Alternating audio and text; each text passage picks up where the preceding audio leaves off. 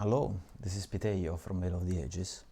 In our last video we have helped the orc Camorco advance through this area here to the left, leading into the main arena from Veil of the Ages.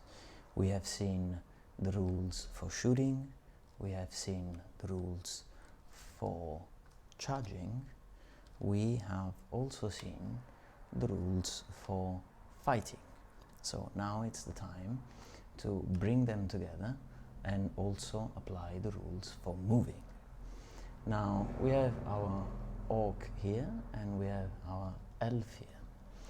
And in this game there are turns. First the orc will play, then the elf will play its turn, and then the orc again, and so forth.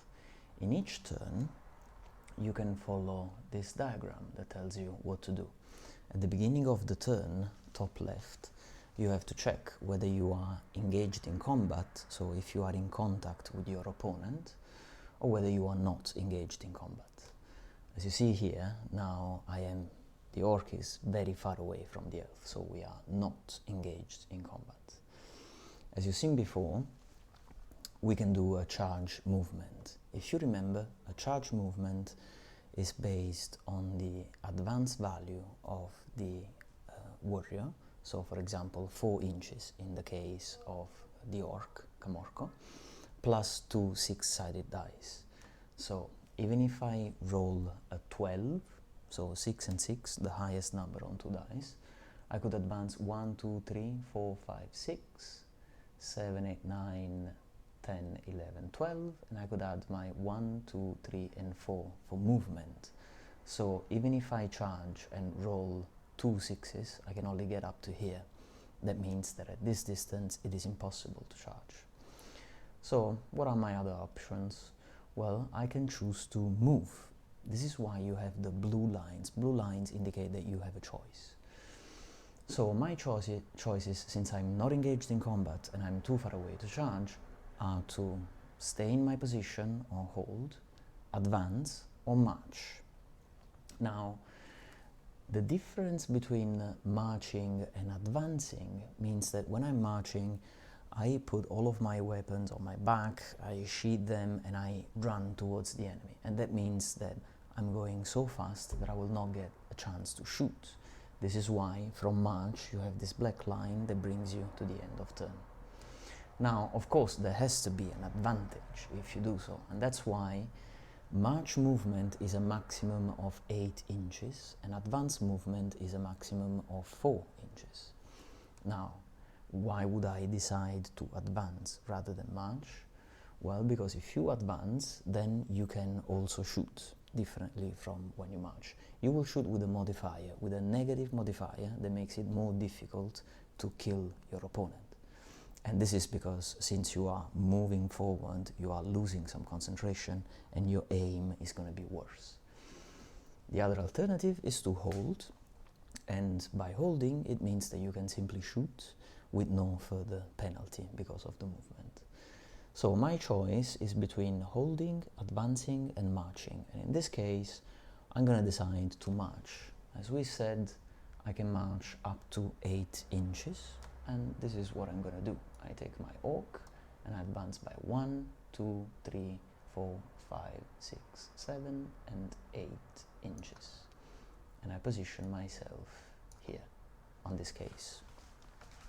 So now it's the turn for the elf to see what can be done here.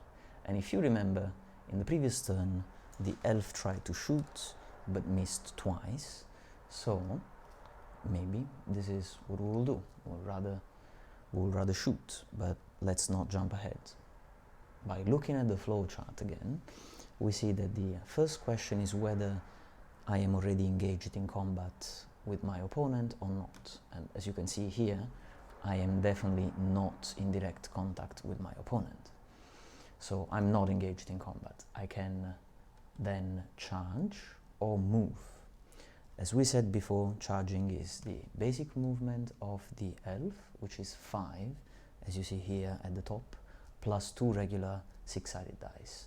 So if I roll two sixes, it means 12 plus 5, 17 inches. And I could make it, I think. 1, 2, 3, 4, 5, 6, 7, 8, 9, 10, 11, 12, 13, 14, 15, 16.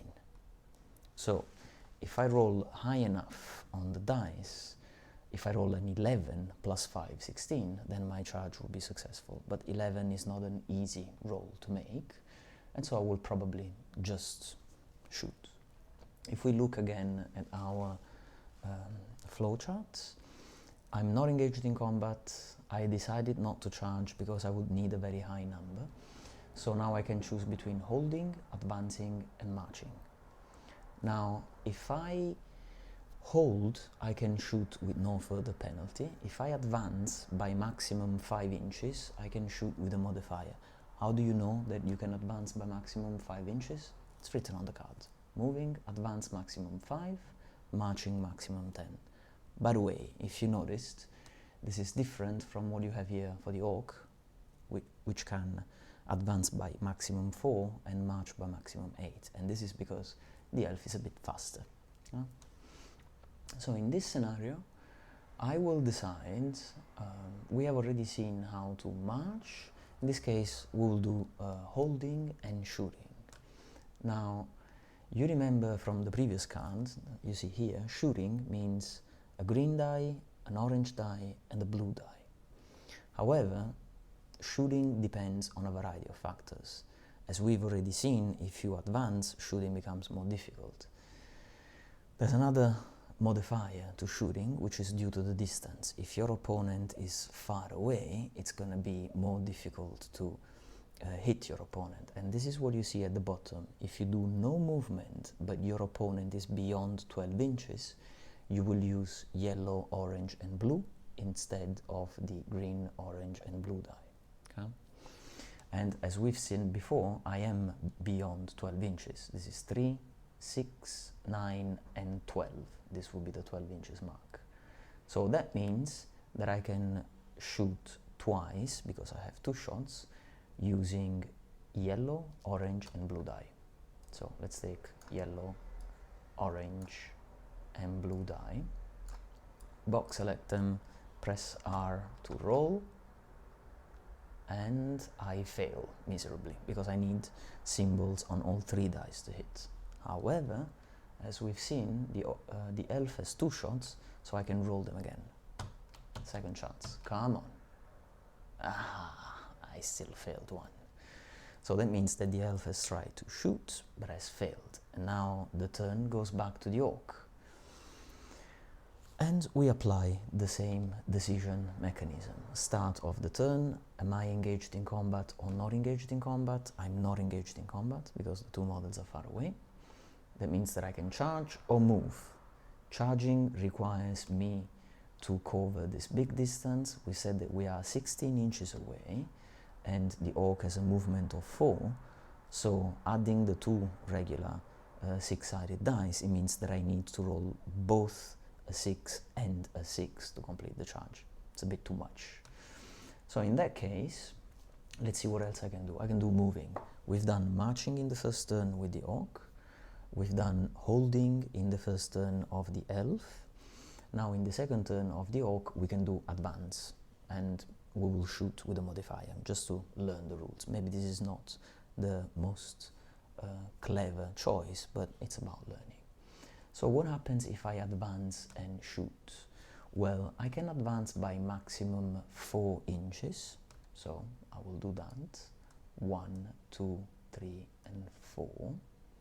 And now I will be at 12 inches away from my opponent. Okay?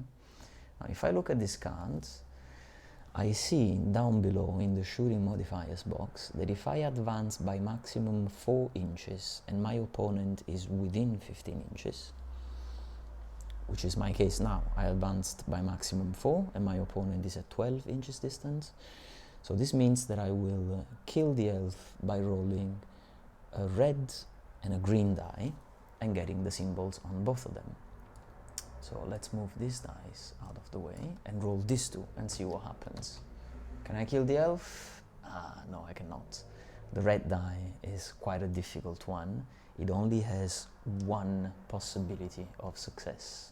You see, all of these blank faces and only one has the symbol. Okay? So now it's again the turn of the elf.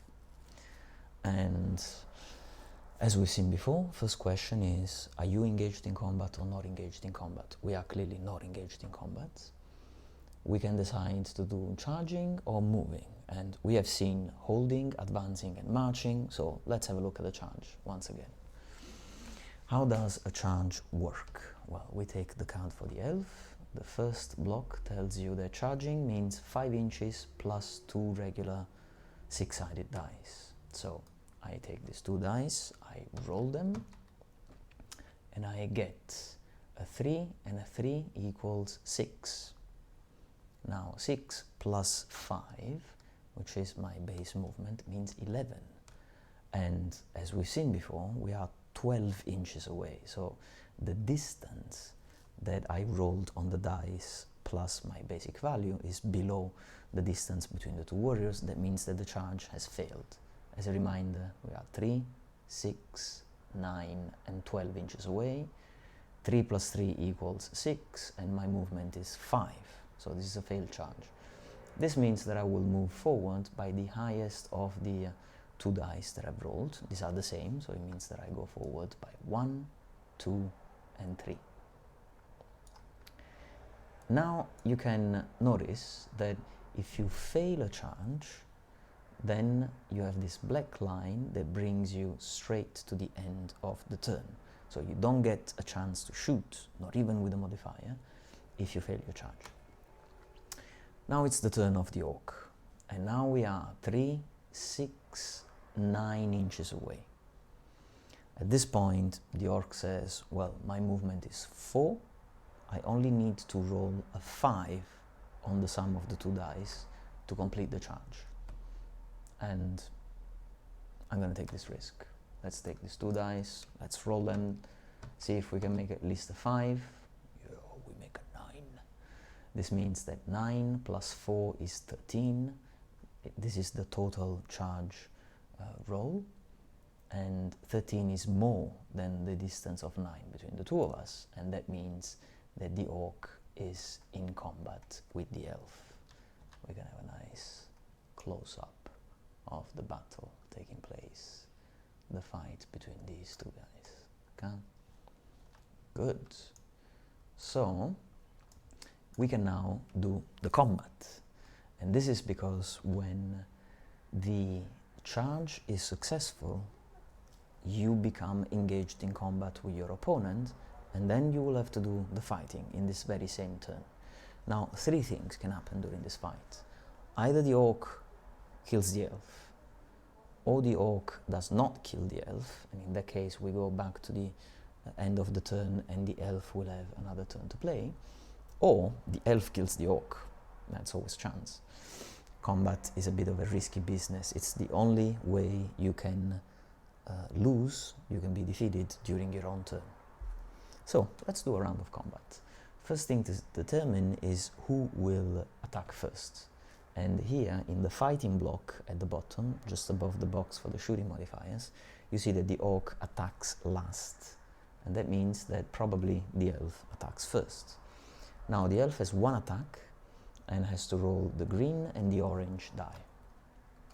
So let's take a green die, let's take an orange die, let's move them out of the way, let's roll them. If we have the 2 symbols, it is a success, we've killed the orc.